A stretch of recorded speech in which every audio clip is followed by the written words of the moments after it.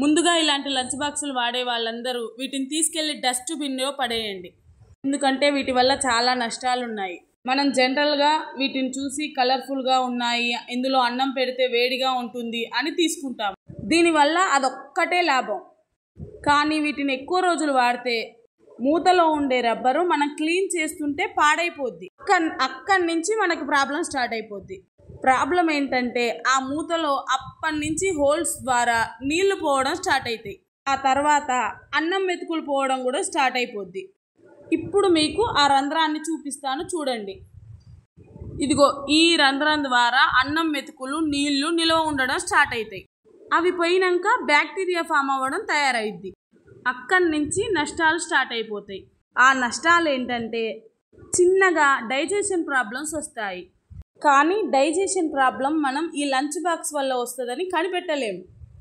కనిపెట్టే వరకు చాలా టైం పడుతుంది. నా అనుభవంతో చెప్తున్నాను. మా వారికి డైజెషన్ ప్రాబ్లం వచ్చాక నేను ఎక్కడ తప్పు చేసినా అని తవ్వుకుంటే అప్పుడు నాకు ఇది వెలిగింది బల్బులో. మేం ఫేస్ చేసిన ప్రాబ్లం ఇంకెవ్వరు ఫేస్ చేయొద్దని అందరికీ ఉపయోగపడేలా ఈ షార్ట్ చేశానండి. ఈ లంచ్ బాక్స్లో ప్రాబ్లంని ఇప్పుడు మీకు ప్రాక్టికల్గా చూపిస్తాను చూడండి. ఇప్పుడు నేను దీన్ని క్లీన్ చేశాను చూడండి.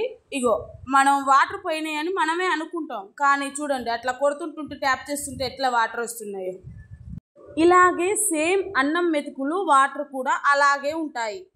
చూసారు కదా, దీంట్లో ఉన్న ప్రాబ్లంని ఇప్పుడు నేను మీకు ప్రాక్టికల్గా చేసి చూపించాను. ఇప్పుడు వచ్చే లంచ్ బాక్సుల కన్నా పాతకాలం పద్ధతిలో వచ్చే స్టీల్ బాక్సులే మంచిదండి నన్ను అడిగితే.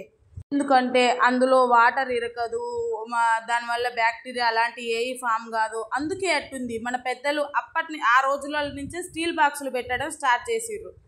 ఈ వీడియో చూశాకైనా మారండి, స్టీల్ బాక్సులు అలవాటు చేసుకోండి. మేము కూడా మా ఇంట్లో స్టీల్ లంచ్ బాక్సులు వాడడమే స్టార్ట్ చేశాము. ఈ వీడియో మీకు యూజ్ఫుల్గా అనిపిస్తే ఒక లైక్ ఇవ్వండి. ఎంత వీలైతే అంతమందికి ఈ వీడియోని షేర్ చేయండి. నా యూట్యూబ్ ఛానల్ విష్ణు ఈశ్వర్ వ్లాగ్స్ని సబ్స్క్రైబ్ చేసుకొని నోటిఫికేషన్ కోసం బెల్ ఐకాన్ని ప్రెస్ చేయడం మర్చిపోకండి. తద్వారా ఇలాంటి మంచి మంచి వీడియోస్ మీకు ఇన్ఫర్మేషన్ వీడియోస్ చేయడానికి నేను నా వంతు ప్రయత్నం నేను చేస్తాను.